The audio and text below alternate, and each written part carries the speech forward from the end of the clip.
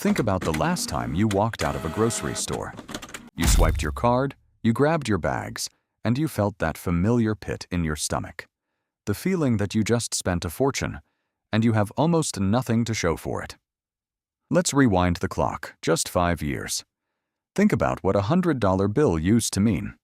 In 2019, $100 bought you the week. It bought you dignity. You filled the cart. You didn't have to check your bank app before adding a box of cereal. It was normal. Now, look at today. You walk out with 2 flimsy plastic bags. You bought the absolute bare minimum to survive, and the cashier still demands more than $100. If you turn on the news, they will give you a very convenient, very rehearsed explanation. They will tell you it's just inflation. They will blame global supply chain issues. They will blame the cost of fuel. They want you to believe that everyone is suffering together, that the economy is just going through a tough time. They lied to you. The truth is mathematically terrifying. While you were forced to cut back on meals, while you were agonizing over the price of eggs, the largest food corporations on Earth didn't just survive the crisis. They weaponized it. They used the panic of inflation as a smokescreen to execute the largest, quietest wealth transfer in modern history. Welcome to the Blueprint. Today, we are opening the hidden books of the Global Food Cartel. We are going to show you exactly how they shrank your food, doubled your bill, and forced you to pay for their record profits, right in front of your eyes. When you walk into a modern American supermarket, you feel a sense of power. You see 50,000 different products. You see rows of colorful boxes, organic labels, and family-owned brands. You believe you are participating in the ultimate expression of the free market. You compare prices, you look for quality, and you make a choice. But what if I told you that choice is a carefully constructed lie? In the world of the Global Food Cartel, competition is a ghost. Behind the thousands of logos on the shelves, there are only 10 massive corporate gatekeepers. 10 companies that control almost every single calorie that enters your home. Look at the water aisle. You think you're choosing between a premium spring water and a budget option. Often, you're just choosing which Nestle or Coca-Cola sub-brand gets your $3. It gets darker.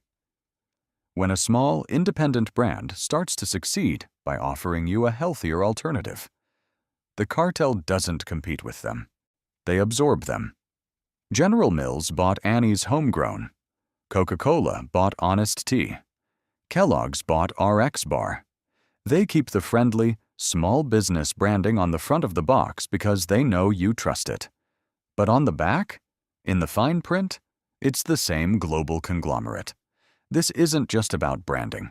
This is about total market domination. When 10 companies control the entire supply chain, the free market stops working. They don't have to worry about a competitor lowering their prices to win your business. Because there is no competitor. They own the shelf. They own the factory.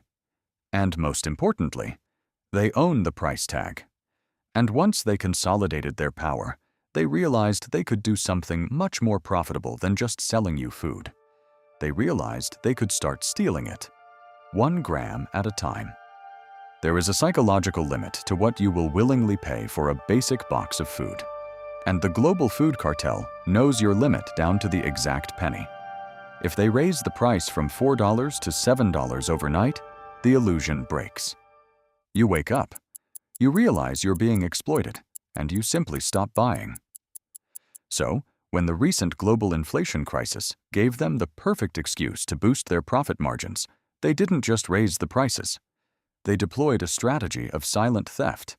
They kept the price exactly the same. They kept the cardboard box exactly the same height. But they started stealing the food right out of your hands. Look closely at your groceries. That carton of orange juice your family has bought for years? It used to be a standard half-gallon. Now it's 52 ounces.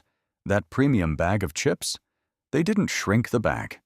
They just pumped it full of extra nitrogen gas, quietly removing 20% of the actual product. They even redesigned the physical shape of the jars in your pantry.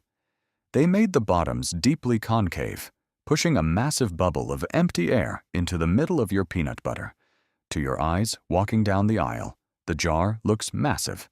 To their accountants, it's a 15% reduction in raw materials. A few ounces here, a few slices there. You don't notice it on a Tuesday afternoon when you're rushing home from work. But multiply that missing ounce by millions of products, sold every single day, across the entire globe.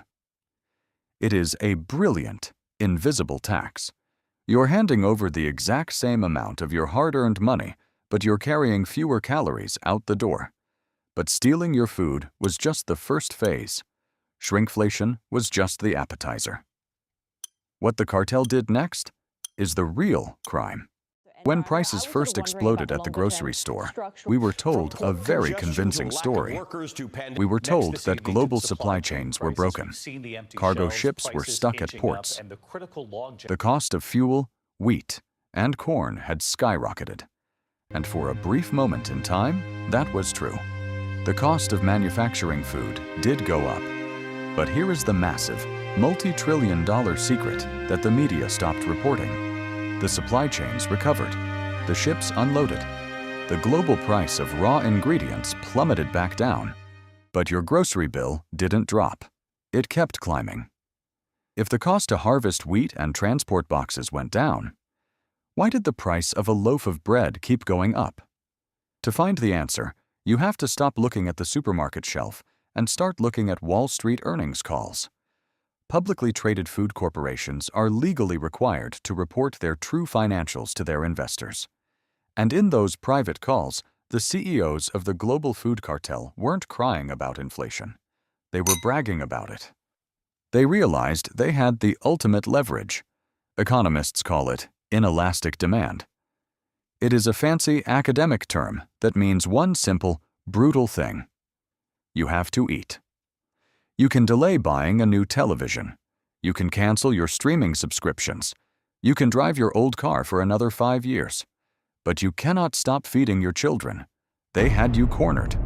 So, even when their costs went down, they refused to lower the prices.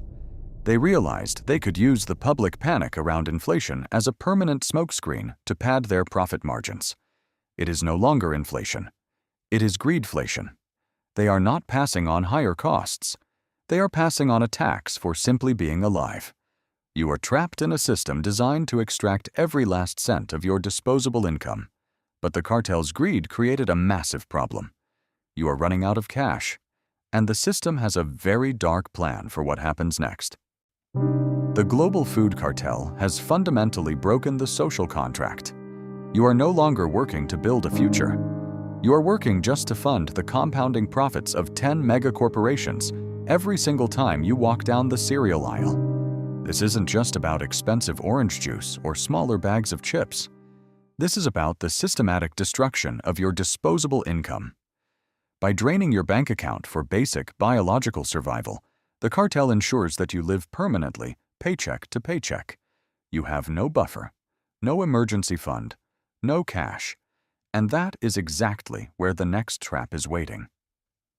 Because when you have absolutely zero cash left over at the end of the month, and the car you rely on to get to work finally breaks down, you cannot afford to buy a replacement. You are forced to borrow. You walk into a car dealership completely vulnerable. You are desperate for an affordable monthly payment, just so you can commute to the job that pays for your overpriced groceries. And the moment you sit in that windowless finance office, Wall Street banks use your lack of cash to chain you to a 7-year debt sentence. If you want to see exactly how car dealerships use the illusion of a monthly payment to trap you in a financial death spiral called negative equity, click the video on your screen right now. The system is connected. They want you hungry, and they want you in debt. See you in the next one.